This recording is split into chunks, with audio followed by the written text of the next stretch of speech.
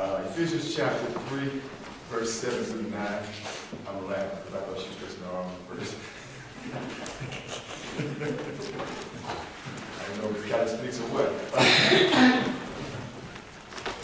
Again, Ephesians chapter 3, verse 7 through 9.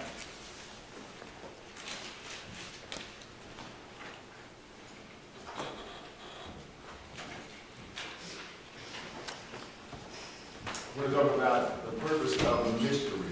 Purpose of the mystery. Last few sessions we talked about the mystery revealed. Tonight we're going to talk about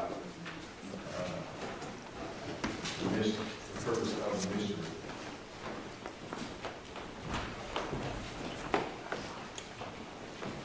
Verse number 7 says this, reading from the King James Version, and I will expound both. I'll probably do both. That and the New King James. King James says, wherefore I was made a minister according to the gift of the grace of God, given unto me by the effectual working of his power. Verse 8. Unto me, who am less than the least of all saints, in this grace given, that I should preach among the Gentiles the unsearchable riches of Christ. Verse number 9. And to make all men see what is the fellowship of the mystery.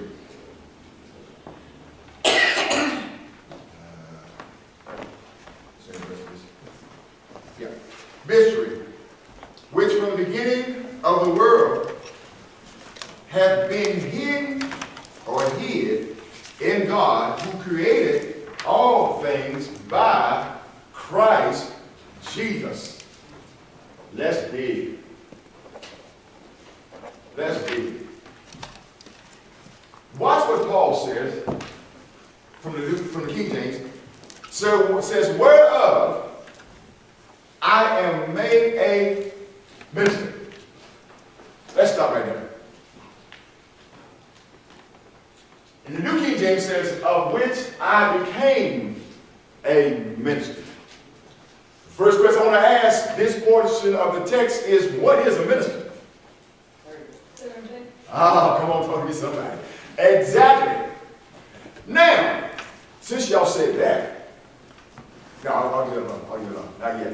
I'll make over that. But what he's saying, he said, I was made a servant. I was made a servant. Which I became a servant. Now, let me look at the King James for a moment. He says, I was made a minister. It needs to understand that he didn't call himself. Yes, sir. I'm going to go there. Since I'm there, I'm going to go there. We got a whole bunch of people who are preaching and they ain't called. I know it's background, y'all know background. Please forgive me. They were not called. But Paul needs us to understand that I was made a minister. I didn't do this on my own. And I'll get that part in a minute.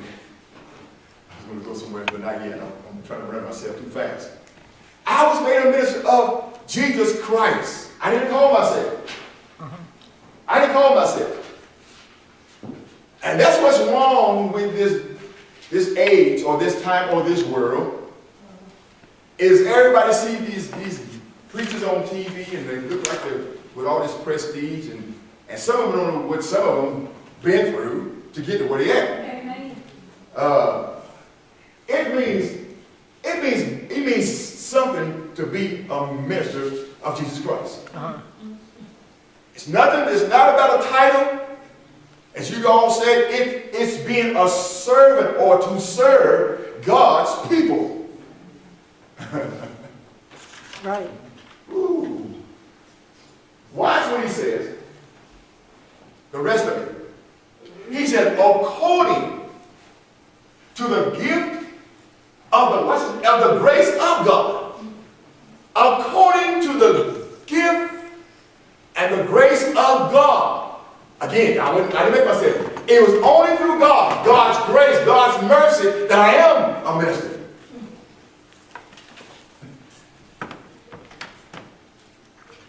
It was God's unmerited favor that called me into this job. Into this job. I didn't call myself because this job, it was stressful. Can I just be real?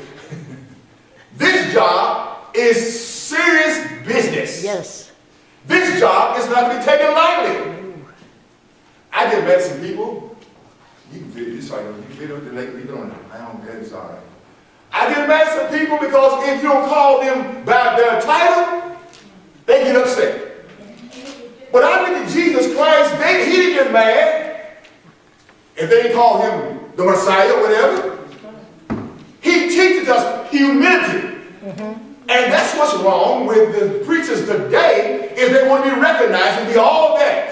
Are you secretary? All that in the bag of chips when you are nothing without Jesus Christ. That's right. Yeah. Yes, ma'am. Attitude, you know, like if you see one, you'd say, well, how do you minister? You was apostle. I said, I'm so sorry, honey. Prophetess. Oh, I'm so sorry. I don't care if you call me Murray. I don't have that. Exactly. I ain't forgot it. And that's exactly what I'm talking about. I hear people saying, well, I'll use this way. Well, they say, well, I was talking to so-and-so, and they said, no, my name is, really? I'm a bishop so-and-so, I'm an apostle so-and-so, I'm prophet so-and-so. Wait a minute. You are who God called you to be. And your title don't mean nothing. Because when we go to heaven, we're not going to be called bishop or apostle so-and-so. We're going to be called by name, Raymond. There's not going to be entitlement in heaven. I don't think so. No, ma'am, it's not. And so Paul teaches us a lesson here of humility. I was given the gift according to God, according to the grace of God. Watch the rest of it. I'll probably stay in King James for a while. Given unto me. You understand? Because I like something the King James says. And I'll show you what New King James says. On this third portion of verse number 7, he says, given unto me by the effectual working of his power. He uses the word in the King James, effectual. In the New King James, by the effective working of his power. Let me deal with effective first, before I deal with effectual. Effective means to have an effect. It means to be efficient. It also means to produce a desire. To produce a desire. That's effective. But I like King James when he uses the word effectual. I asked King James, what does effectual mean? Well, effectual working comes from the word which we get energy. It comes from the word which we get energy. So what it is, effectual, it means being effective, but you got to have energy to be effective. You got to have a mind to want to affect who you are around.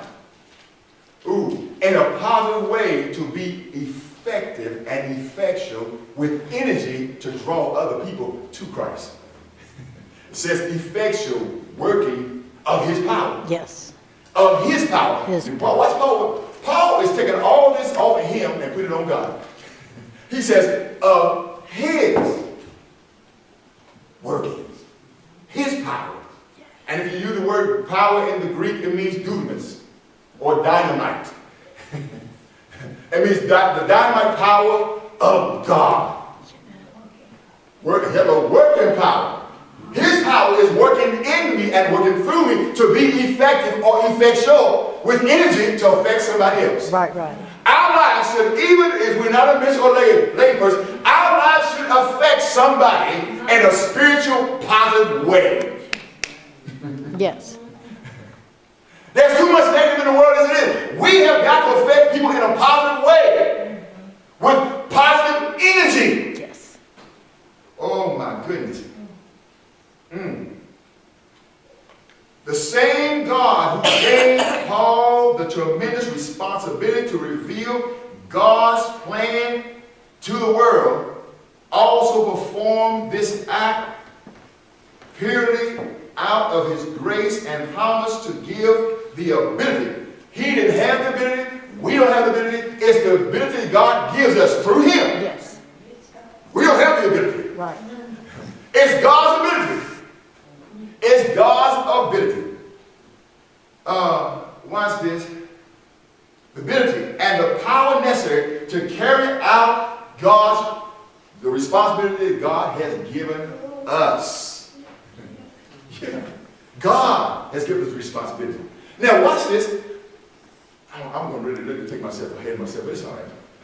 One of the things Paul was saying that I take my job serious. I'll show you in a minute. God has given me this job to affect the Gentiles. I take my job seriously. I don't take what God has given me lightly. I highly esteem what God has given me to affect the Gentiles and to bring them into salvation. I take my job seriously. Anybody want to add on before I go to that? Hey? Bishop, Yes, ma'am. can I just say something? My sisters, them, they always say,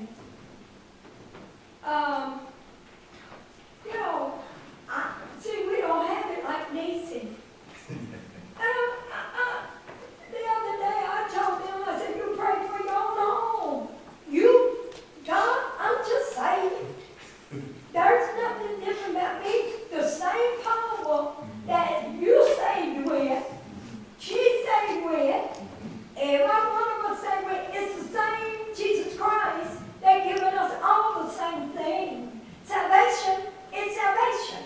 So if you live right, honey, you all right. Yeah. You just get in there and put that all along and start praying. You don't need nobody to, Right. we become,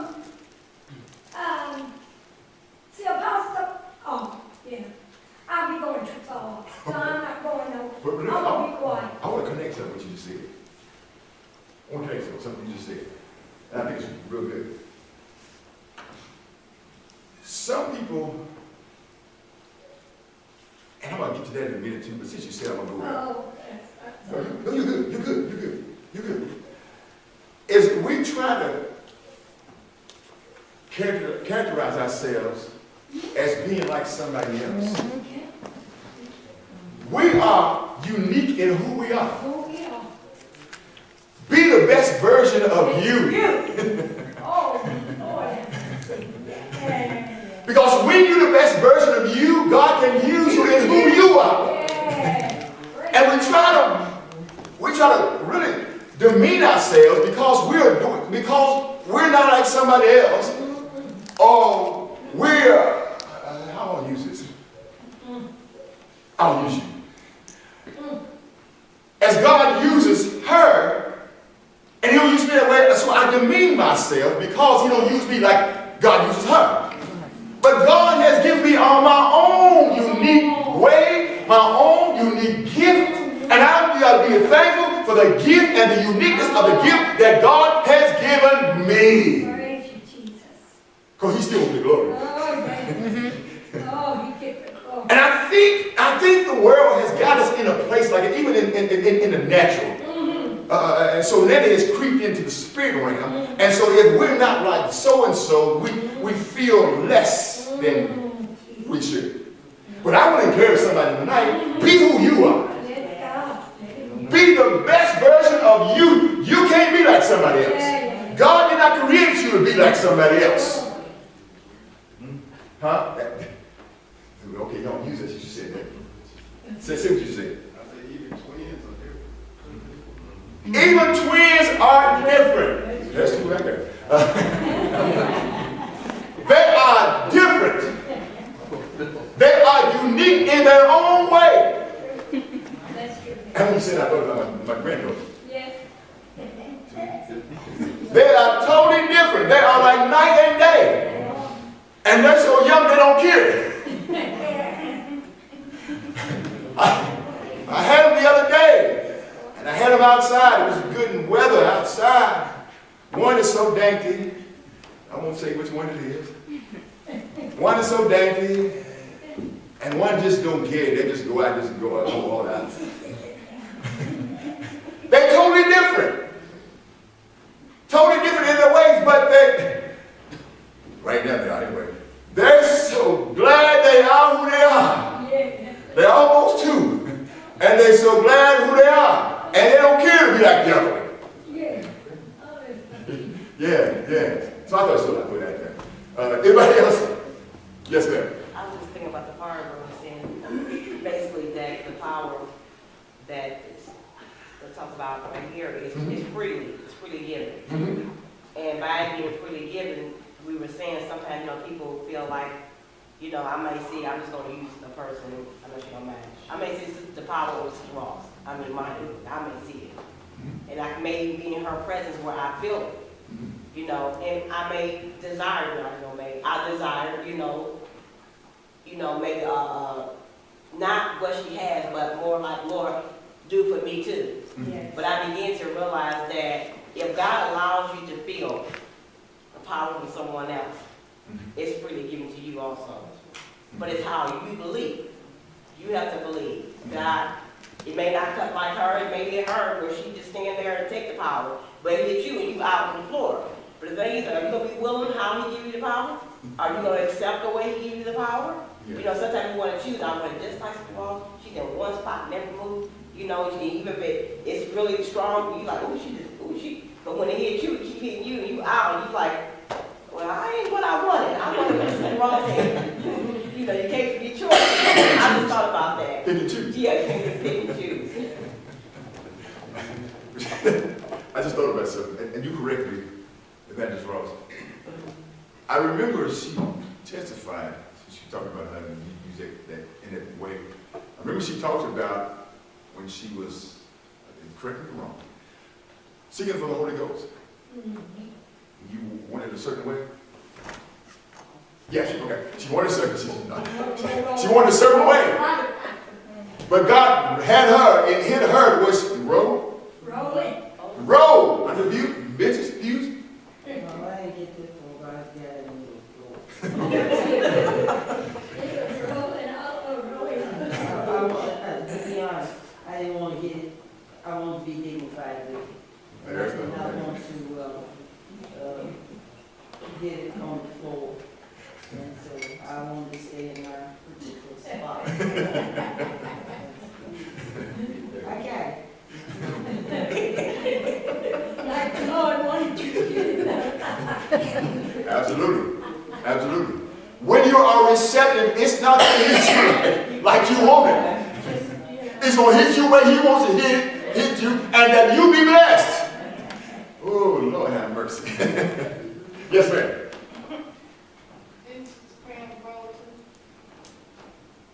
I got the internet. Yes. But yes, and y'all know, Yeah. I remember the year. I remember the month. Wow, girl.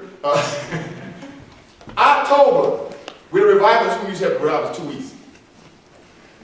We had just got married in August. She went to, and I had to work at night. So she went to revival. I guess you took her, because, yeah, you picked her up. To revival, I don't know who was preaching that night.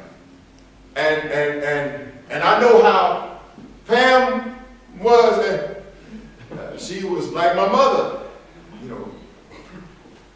kind of, reserved, laid back. I want it. She said the altar, and you might be working with her. Will you work with her, Mom? Yeah. Yeah, I thought you were. She was working with her. I'm coming in, working. I got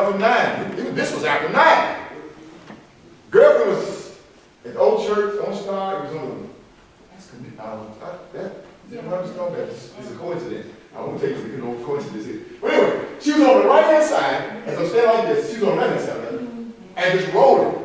And I'm in awe because I know her. Yeah, no, you're right. She was rolling on the floor, and I know her. She did not want to do that. But she was wanting it so bad, every second of the power of God, she was rolling. And I was in awe and amazed. Yes. Yeah, you're right. Yes, ma'am. Did you ever see her shout One time. one night? One time. I'm sitting right there. Yep, one time.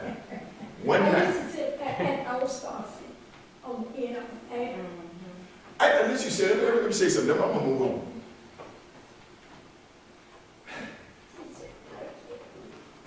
that was just an unusual shout.